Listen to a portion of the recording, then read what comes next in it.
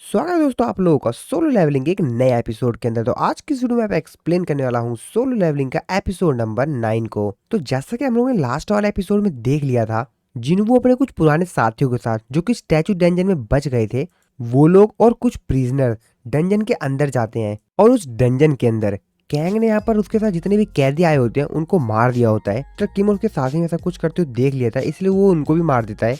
लेकिन जिन्हों अपने किलिंग इंटेंट से ऐसा कुछ समझ आता है, कुछ गड़बड़ है वहाँ पर। वो लोग जो यहाँ पर आते हैं तो ऐसा कुछ देख के काफी ज्यादा हैरान होते हैं, जिसके बाद जिन्वू और कैंग की फाइट शुरू हो जाती है, जिसपे मिस्टर कैंग कहता है कि ठीक है, अब मैं तुमको सबक सिखाता हूँ। तो इस एपिसोड की शुरुआत में जिन्वू कैंग से बोलता है कि बताओ तुमने ये सब कुछ क्यों किया। कैंग हंसते हुए कहता है क्या प्रिजनर को मार दिया। जिन्वू कहता है कि हाँ, मतलब सब कुछ जो भी तुमने किया। कैंग मुस्कुराता है और जिन्हू तो देखते हुए कहता है तुम्हारा डरावना चेहरा में वो काफी बेहतरीन लग रहा है। तुम्हें क्या लगता है ये सब कुछ मैंने मजे के लिए किया? नहीं। इसके बाद वो उसको बताता है कि मेरे को कैफे में एक ओल्ड मैन ने बुलाया था। तो यहाँ पर वो वही ओल्ड मैन की कहानी बताता है, जहाँ पर ओल्ड मैन कैंग से कहता है कि मैंने सुना है कि डंजन के अंदर जो कुछ भी होता है वो डंजन के अंदर ही रहता है। जिसके बाद उसको 2 बिलियन वॉन देता है उसको ये काम करने के लिए, और उससे रोते हुए कहता है कि प्लीज प्लीज तुम उन बास्टर्ड्स को मार दो। गैंग उस ओल्ड मैन से पूछता है आखिरकार तुम ये सब कुछ कर क्यों रही हो।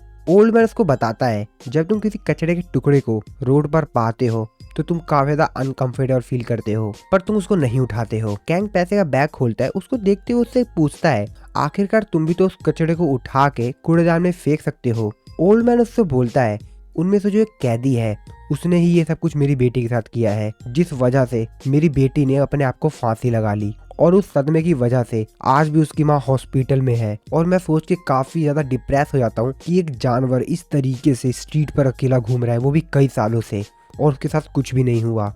मैं रात भर सो नहीं पाता। कैंग कहता है कि हाँ मैं समझ सकता हूँ। कैंग उससे कहता है कि आपको चिंता करने की जरूरत नहीं है, आपके जो 3 बिलियन वॉन रुपए हैं उसकी सर्विस आपको मैं अच्छी तरीके से दूंगा, आपको चिंता करने की जरूरत नहीं है। जिसके बाद हम लोग यहाँ पर प्रेजेंट का सीन देखते हैं, जहाँ पर कैंग जिन्हों से कहता है कि मैं एक फादर को इस तरीके से मना नहीं कर सकता था, जिनकी डॉटर को इन क्रिमिनल्स ने काफी ज्यादा दुख दिया था। मैंने कोशिश भी की थी कि मैं उनके इस काम को मना कर दूं, और इसीलिए मैंने उनके इस काम के करने के लिए पैसे भी बढ़ाए, लेकिन वो नहीं माने और आखिरकार मेरे को वो लेना पड़ा। और मुझे नहीं लगा था कि चीजें इस तरीके से खराब हो जाएंगी, पर तुम लोग को चिंता करने की जरूरत नहीं है, मैं तुमको नुकसान नहीं पहुंचाऊंगा अगर तुम मेरे से प्रॉमिस करो कि इस इंसिडेंट के बारे में तुम बाहर किसी को भी नहीं बताओगे। तो जिन्हों कैंग से कहता है कि हाँ तुमने सब कुछ तो कह दिया, लेकिन तुम्हारे जो एक्सप्रेशन है वो तो कुछ और ही कह रही है। और जैसा कि तुमने मेरे से कहा था कि तुम मेरे को लेसन सिखाना चाहते हो और तुम मेरे को बताना चाहते हो कि हम दोनों में से कौन सुपीरियर है। और ये बात सुन के कैंग काफी ज्यादा गुस्से में होता है। जिसके बाद जिन्हों उससे कहता है और मेरा कोई भी इरादा नहीं है कि मैं तुम्हारी बात मानूं, और मैं एक ऐसे इंसान के ऊपर तो बिल्कुल भी बिलीव नहीं कर सकता हूँ जिसने कि भी थोड़ी देर पहले ही हमारे मरने की एक रैंडम कहानी बना ली। और ये बात सुन के कैंग काफी ज्यादा गुस्से में होता है और वो जिन्नू की तरफ काफी ज्यादा तेजी से बढ़ता है। जिसके बाद जिन्नू यहाँ पर उसको डॉच करता है। कैंग उससे कहता है कि इससे कोई भी फर्क नहीं पड़ता है कि तुम मेरे ऊपर बिलीव करते हो नहीं करते हो, पर तुम सब के सब कीड़े मकोड़े यहीं पे मारे जाओगे। जिसके बाद जिन्नू भी उसको ही सेम चीज कह देता है, जिसकी बात सुनकर कैंग काफी ज्यादा भड़क जाता है और कहता है क्या क्या कह रहे हो तुम। जिन्वू उससे कहता है कि क्योंकि तुम जल्द ही मरने वाले हो। कैंग जिन्वू से कहता है कि मेरे को नहीं पता कि ई रैंक के बाद तुमने कितनी ज्यादा अपनी रैंक बढ़ाई, पर अगर तुमको लगता है कि तुम मेरे को आसानी से हरा दोगे तो ऐसा कुछ नहीं होने वाला है। और जिन्वू के ऊपर काफी तेजी से अटैक करता है। जिन्वू उसके ऊपर अटैक करता है, लेकिन वो जिन्वू के अटैक से बच जाता है। जिसके बाद जिन्वू बहुत ज्यादा तेजी से उसकी तरफ बढ़ता है, जिसको देखने के बाद मिस्टर सॉन्ग भी कहते हैं क्या ये इतनी तेजी से कैसे मूव कर सकता है। और जिन्वू फिर से कैंग के ऊपर अटैक कर देता है। कैंग जिन्वू तरफ देखते हुए कहता है कि 3 बिलियन वॉन के लिए ये जॉब तो काफी ज्यादा छोटी है, और मैंने तो सोचा भी नहीं था कि मेरे को एक ऐसा हंटर मिलेगा जो कि इस लेवल का होगा।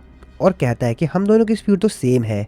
जिसके बाद कैंग जिन्वू से पूछता है कि क्या ये तुम्हारी फास्टेस्ट स्पीड है, और अगर तुम्हारी आंखें मेरे को पकड़ भी ले लेकिन तुम्हारी बॉडी ऐसा नहीं कर पाएंगी, ये सब यूजलेस है। जिसके बाद जिन्वू जो होता है अपने हेस्ट एंड बर्न बूस्टर का इस्तेमाल करता है, जिसको देखकर जूही भी काफी ज्यादा हैरान होती है। जिसके बाद हम लोग देखते हैं कैंग और जिन्वू की फाइट, जो कि काफी ज्यादा तेजी से, क्योंकि इन दोनों की स्पीड काफी ज्यादा तेज हो गई होती है और इसलिए ये दोनों अपनी फुल स्पीड से लड़ रहे होते हैं एक दूसरे से। मिस्टर सॉन्ग और जूही तो ये सब कुछ देख ही नहीं पा रहे होते, क्योंकि ये लोग बहुत ज्यादा तेजी से एक दूसरे के ऊपर अटैक कर रहे होते हैं और इनकी आंखें तो उस चीज को कैप्चर भी नहीं कर पा रही होती है। कैंग अपने मन में सोचते हो कहता है कि अगर हम लोगों की स्पेसिफिकेशन और स्किल्स सिमिलर है तो भी इससे कोई भी फर्क नहीं पड़ेगा, क्योंकि जो मेन डिफरेंस है वो है हमारे एक्सपीरियंस में, और हम लोगों का एक्सपीरियंस काफी ज्यादा अलग है कि ये इसी एक्सपीरियंस के डिफरेंस की वजह से आज हारेगा। और जिन्वू से कहता है कि क्या तुम उस हीलर को बचा सकते हो तो बचाओ। और वो जूही की तरफ काफी तेजी से एक नाइफ फेंक देता है। जिन्वू जूही की तरफ देखता है। जूही भी देखे काफी ज्यादा हैरान होती है, लेकिन तभी मिस्टर सॉन्ग आकर जूही को बचा लेते हैं।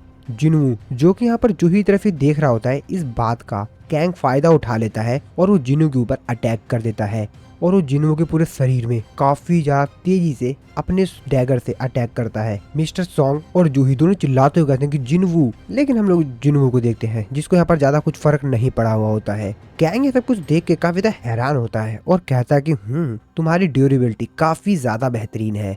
जिसके बाद जिन्वू कैंग से कहता है कि मैं तुमसे माफी चाहूंगा, लेकिन क्या तुम अपनी किलिंग इंटेंट को कम कर सकते हो। और तभी जिन्वू के सामने एक इमरजेंसी क्वेस्ट आ जाता है और जिन्वू को बताया जाता है कि एक इमरजेंसी क्वेस्ट एक्टिवेट हो गया है। जिन्वू कहता है ये किलिंग इंटेंट को लेकर काफी ज्यादा सेंसिटिव है और सिस्टम अपने आप ही फिर से एक्टिवेट हो गया है। जिसके बाद हम लोग को क्वेस्ट के बारे में बताया जाता है। क्वेस्ट में यहाँ पर जिन्वू को बताया जाता है कि इमरजेंसी क्वेस्ट में आपको एक्सटर्मिनेशन करना है, यानी किसी को मारना है। यहाँ पर एक प्लेयर है जिसका किलिंग इंटेंट काफी ज्यादा तेज है और आपके खिलाफ वो बहुत ज्यादा तेजी से बढ़ता जा रहा है, तो इसको खत्म करके अपनी सेफ्टी को इंश्योर करो। और अगर तुम इस क्वेस्ट को कंप्लीट नहीं करते हो तो तुम्हारा दिल धड़कना बंद हो जाएगा। जिसको देखकर जिन्वू भी तैयार हो जाता है।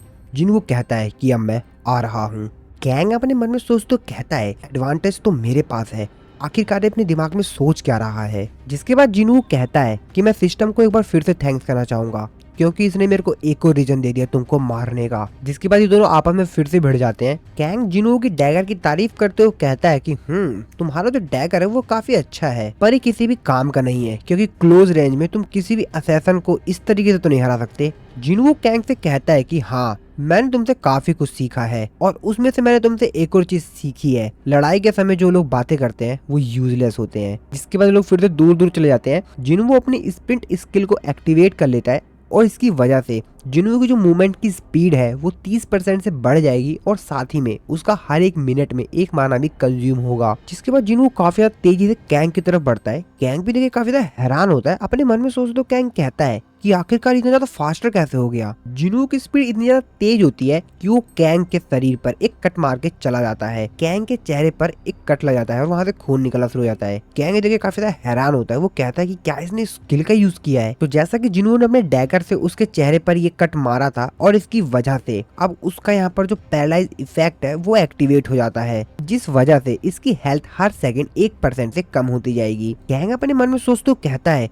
कि आखिरकार ये क्या चीज है, क्या ये कोई पॉइजन है। कैंग उसकी तारीफ करते हुए कहता है कि मैंने तुम्हारा डैगर देखा, ऐसा लगता है कि तुम्हारे डैगर के अंदर कुछ इंटरेस्टिंग इफेक्ट है, पर इससे मुझे कोई भी फर्क नहीं पड़ेगा। जिसके बाद जिन्वू की विंडो पॉपअप होती है और उसको बताया जाता है एनिमी का रजिस्टेंस काफी ज्यादा हाई है और इसी वजह से इस इफेक्ट को कैंसिल कर दिया गया है। जिन्वू देखे काफी ज्यादा हैरान होता है। अपने मन में जिन्वू सोचते कहता है कि मेरा इफेक्ट ज्यादा समय तक नहीं रह पाया क्योंकि मेरा अपोनेंट काफी ज्यादा ताकतवर था। जिन्वू कैंग से कहता है कि ये भी बेहतरीन था। जिसके बाद कैंग जो होता है वो धीरे धीरे करके डिसअपीयर होने जाता है और वो जिन्वू से कहता है तुम मेरे को अलाउ करो ताकि मैं तुमको कुछ बेहतरीन चीज दिखा सकूं। और ऐसा कहने के बाद धीरे धीरे वो डिसअपीयर होने जाता है और फिर यहाँ पर पूरी जगह से वो डिसअपीयर हो जाता है। जिसको देख के जिन्वू भी काफी ज्यादा हैरान होता है। जिन्वू कहता है क्या वो गया कहाँ, वो दिख क्यों नहीं है मेरे को कहीं पर भी। और तभी कैंग पीछे से आके जिन्वू के ऊपर अटैक कर देता है। जिन्वू यहाँ पर उसको डॉच कर लेता है अपनी डैगर की हेल्प से, लेकिन कैंग फिर से वहां से गायब हो जाता है। कैंग जिन्वू की तारीफ करते हुए कहता है कि अगर तुम मेरे को देख सकते हो तो तुम मेरे अटैक को तो ब्लॉक कर पा रहे हो, इसीलिए मैंने अपने प्रेजेंस को, अपने आप को हाइड कर लिया है। वैसे तुम्हारी जो सेंस है वो काफी बेहतरीन है, तुम मेरे को फिर भी सेंस कर पा रहे हो, मैं तुमको दिख नहीं रहा हूँ तब भी। सो दोस्तों एक्चुअल में यहाँ पर जो कैंग स्किल इस्तेमाल कर रहा है इसको कहते हैं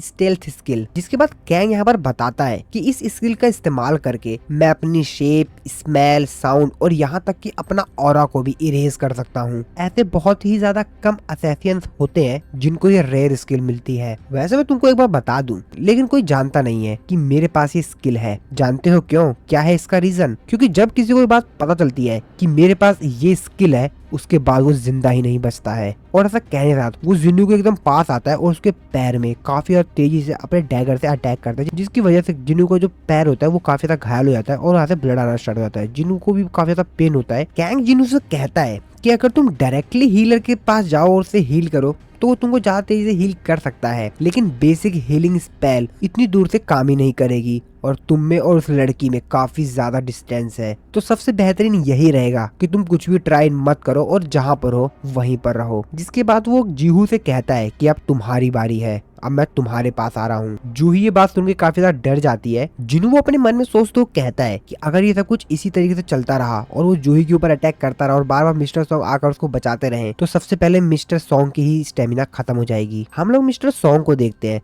जो कि कहते हैं कि इस सिचुएशन में मैं बाहर से भी कोई हेल्प नहीं मांग सकता हूँ। जिन्हू वो अपने मन में सोचते हुए कहता है कि मैं मिस्टर सांग की अपने इस स्किल के साथ कोई भी हेल्प नहीं कर सकता हूँ, लेकिन मैं उनको इतना टाइम तो दे ही सकता हूँ ताकि वो हील हो सके। कैंग जिन्हू से कहता है मैंने तुम्हारे ऊपर जो अटैक किया है इसकी वजह से मेरे को लगता नहीं है कि तुम मेरे स्पीड को भी रीच कर पाओगे और आखिरकार तुमको कितना ज्यादा समय लगेगा तुम्हारे इस चोट को हील करने में। हाँ, तुम्हारे पैर की चोट। जिन्हू के पैर में सच में काफी ज्यादा चोट लगी होती है और काफी ज्यादा ब्लड अभी भी बह रहा होता है। जिन्हू कैंग की तरफ देखते हो कहता है कि तुम बहुत ज्यादा बोलते हो, जिसका जिन्हू अपने स्टेटस रिकवरी स्किल इस्तेमाल करता है और अपने आप को रिकवर कर लेता है। और मिस्टर सॉन्ग तो काफी ज्यादा हैरान होते हैं और इन दोनों से भी ज्यादा जो बंदा हैरान होता है वो होता है मिस्टर कैंग। वो तो ये देख के काफी ज्यादा हैरान हो जाता है। वो कहता है क्या इसने इतनी तेजी से हील कर लिया, ये कोई असैसन टाइप का बंदा तो नहीं है। तो इसका मतलब ये है कि ऑफेंस क्लास के जो हंटर होते हैं जिनके पास हीलिंग स्पेल होती है वो असल में एग्जिस्ट करते हैं। जिसके बाद जिन्हू यहाँ पर कैंग से कहता है अगर मैं कुछ चीजों पर ही डिपेंड रहूंगा तो ये इस चीज की लिमिटेशन होगी और इसलिए मैंने तुम्हारे लिए कुछ अलग ही सोच रखा है। कैंग यहाँ पर पूरी तरह से डिसअपेयर होता है, बस उसकी आंखें दिख रही होती हैं। कैंग अपने मन में सोचते हुए कहता है क्या ये कोई ट्रिक करने वाला है या फिर शायद इसका ये कोई फेक कॉन्फिडेंस है और आखिरकार कितनी बार ये स्पेल का इस्तेमाल कर सकता है मुझे भी नहीं मालूम, ये काफी ज्यादा खतरनाक है। जिसके बाद हम लोग जिन्हू को देखते हैं जो कि यहाँ पर कैंग को घूरते हुए देखता है और उसे कहता है कि एक बार फिर से मेरी एक और इमोशन मर गई और तुम जैसों के ऊपर गुस्सा करना ही बेकार है। कैंग थोड़ा सा नाराज होता है और उसकी तरफ अटैक करने के लिए बहुत ज्यादा तेजी से बढ़ता है, लेकिन जिन्हू उल्टा उसी के ऊपर अटैक कर देता है। कैंग पीछे हटता है और डरते हुए कहता है क्या ये मेरी स्टेल्थ स्किल को देख सकता है। कैंग जिन्हू से कहता है कि तुम्हारे अंदर कोई भी हेजिटेशन नहीं थी, तुम बिल्कुल भी नहीं डरे जब तुमने मेरे गर्दन के ऊपर एम किया। कैंग कहता है कि आखिरकार मेरे को पता लग गया कि आखिरकार तुम में और उनमें क्या अंतर है और एक मुस्कुराहट देते हुए कहता है तुम पहले भी मर चुके हो और आखिरकार हम लोग है तो एक ही स्पीसीज के ना। रीअवेकिंग कितनी ज्यादा अनएक्सपेक्टेड पावर है ना जो कि सोसाइटी के रूल को चेंज कर सकती है। हंटर्स के लिए नए एक्सक्लूसिव नियम बनाए गए, मॉरल्स और लॉ में बंद के रहने की कोई जरूरत नहीं और ताकतवर के शब्द ही कानून है और इसीलिए अब मैं तुमको अपनी फुल पावर दिखाऊंगा। ऐसा कहने के बाद कैंग यहाँ पर जिन्हू के ऊपर काफी ज्यादा तेजी से अटैक करता है, लेकिन उस जिन्हू उसके सारे अटैक्स को डॉज कर लेता है। कैंग अपने मन में सोचते हुए कहता है कि मेरे को पता लग गया कि आखिरकार इसको मेरी स्टेल्थ किस तरीके से दिखाई दे रही है। स्टेल्थ मेरी प्रेजेंस को तो छुपा ले रही है जब ये एक्टिवेट होती है, लेकिन जब मैं इसको हाई ब्लड लस्ट से अटैक करता हूँ इसके ऊपर तो मेरी प्रेजेंस कुछ सेकंड्स के लिए एक्सपोज हो जाती है और ये उसी मोमेंट का इंतजार करता है और जैसा इसको मेरे होने का एहसास होता है देन ही मेरे ऊपर अटैक कर देता है। लेकिन इसके बावजूद भी इसको ये नहीं पता कि मैं इसको किस तरीके से और कहाँ पे अटैक करूंगा, तो मेरे को इस फ्लो को ब्रेक करना होगा। जिसके बाद वो जिन्हू की तरफ काफी ज्यादा तेजी से बढ़ता है। जिन्हू को सिस्टम उसको बताता है कि ब्लड लस्ट स्किल एक्टिवेट हो गई है, लेकिन कैंग यहाँ पर देखता है कि जिन्हू कोई हलचल कर रहा है। उसको समझ नहीं आता कि जिन्हू यहाँ पर क्या कर रहा है और तभी हम लोग देखते हैं कि जिन्हू यहाँ पर कुछ अलग ही कारनामा करता है। कैंग जो होता है उसके आंखों के सामने अंधेरा छाने लग जाता है। वो कहता है कि एक मिनट, ये हो क्या रहा है यहाँ पर, आखिरकार ये हो क्या रहा है, ये अंधेरा मेरी आंखों को घेर क्यों रहा है। और वहाँ पे चारों तरफ अंधेरा होने लग जाता है और वो उस अंधेरे में खो जाता है। वो कहता है कि क्या ये इसकी शैडो है, जिसके बाद उसका पूरा शरीर ही उस अंधेरे में जाने लग जाता है। जिसको देख के कैंग की तो हालत खराब हो गई होती है, उसके पसीने छूट रहे होते हैं। तभी उसके सीने में डैगर आके लगता है जो कि जिन्हू का होता है। इसके बाद हम लोग को नैरेटर वॉइस बताती है कि ये वो है जो कि मॉन्स्टर से लड़ा, लेकिन इसको ध्यान से देखो, इसने अपने आप को कभी भी मॉन्स्टर नहीं बनने दिया। अगर तुम लोअर वर्ल्ड को घूर कर देखते रहोगे तो लोअर वर्ल्ड भी तुमको अपने अंदर समा लेगा। कैंग कहता है हंटर्स वे हैं जो अनगिनत मौतें देखते हैं और खुद की भी जिंदगी दांव पे लगाते हैं, क्योंकि यूजुअली वो लोग लाइफ और डेथ की सिचुएशन में होते हैं।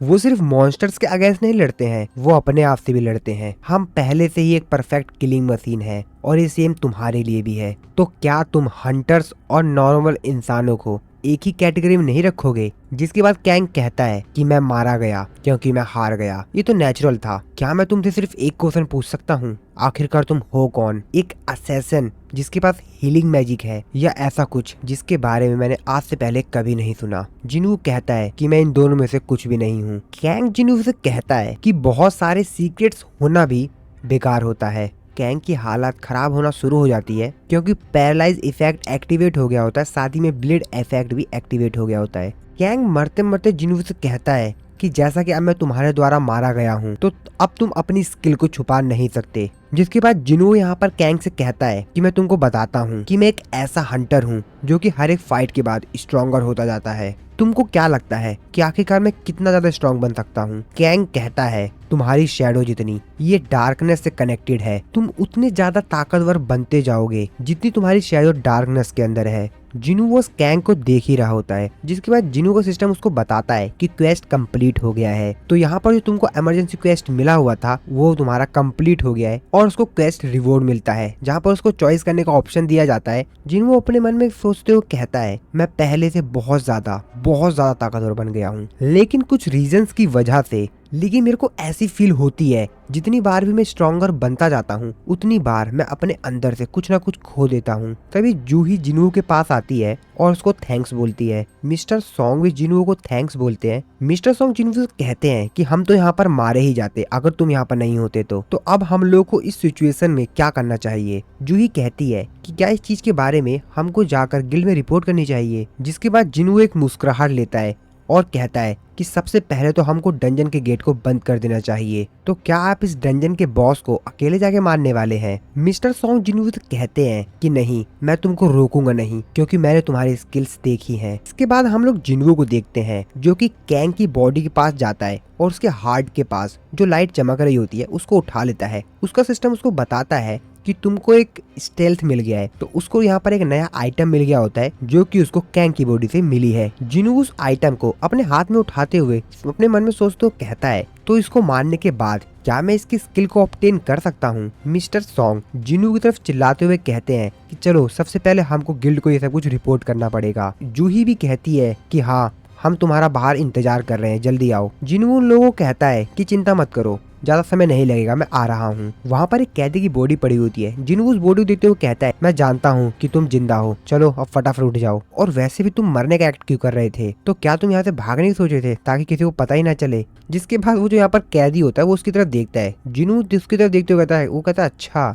तो तुम बोल नहीं सकते क्योंकि उसने तुम्हारा वोकल कॉर्ड ही काट दिया। और उस कैदी के पास जाता है जो कि यहाँ पर काफी ज्यादा डर गया होता है क्योंकि शायद उसने यहाँ पर जिनू की हरकतें देख ली होती है कि जिनू ने किस तरीके से कैंग को निपटा दिया है। जिसके बाद जिनू उसको कॉलर पकड़ता है और उसको उठाता है और उससे कहता है कि अगर इसी तरीके से तुम्हारा ब्लड बहता रहा तो तुम पक्का ही मर जाओगे। चलो कोई नहीं, वैसे मैं मिस जूही से पूछ लूंगा, अगर वो चाहेंगी तो तुम जिंदा बच जाओगे। वो कैदी डरते हुए कहता है कि हाँ, मैं बचना चाहता हूँ, प्लीज मेरे को बचा लो। और जिनू उसको घसीटते हुए ले जाता है वहाँ से और कहता है कि ठीक है चलो मेरे साथ। तो यहाँ पर जो कैदी होता है वो डरते हुए कहता है एक मिनट, ये तो रास्ता है नहीं जैसे हम बाहर जा सकते हैं, तुम मेरे को कहाँ पे ले जा रहे हो? जिसके बाद हम लोग सामने एक गेट देखते हैं। जिनू उस गेट के अंदर उसको ले जाता है। उस कैदी की तो हालत खराब हो रही होती है कि भाई अब ये करने क्या वाला है मेरे साथ। और हम लोग अंदर देखते हैं कि काफी सारे यहाँ पे मॉन्स्टर्स होते हैं, जिसको देखने के बाद वो बंदा कहता है क्या ये जगह, तो उस कैदी की तो हालत खराब हो गई होती है। जिसके बाद जिनवू उससे बोलता है क्या तुमको उन सभी विक्टिम्स के चेहरे याद हैं? तुम कैंग से भी ज्यादा बेकार कचड़े हो और ऐसा तो हो ही नहीं सकता कि मैं तुम जैसे मॉन्स्टर को यहाँ से बाहर ले जाऊं।